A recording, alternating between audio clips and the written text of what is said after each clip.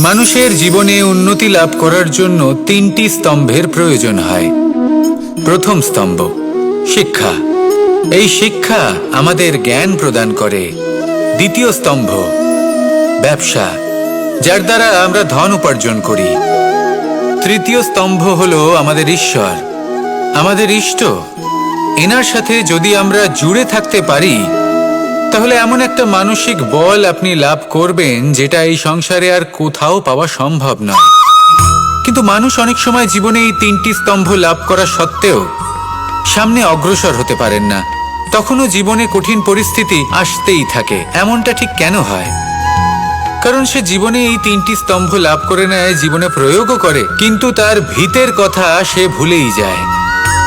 যেমন প্রথম স্তম্ভ অর্থাৎ শিক্ষা। এই শিক্ষার আধার হলো শুভ চেতনা। যদি অন্তরে শুভ চেতনা না থাকে তাহলে এই শিক্ষার কোনো গুরুত্ব থাকে না। দ্বিতীয় স্তম্ভ ব্যবসা। পরিশ্রম করে উপার্জন করতে হবে, এই কথাটা আমরা সবাই জানি এবং সবাই চেষ্টাও করি।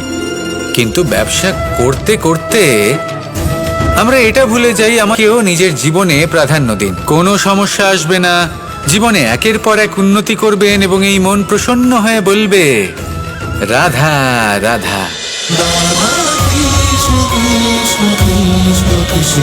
চলো চলো চলো চলো পাল্টাই।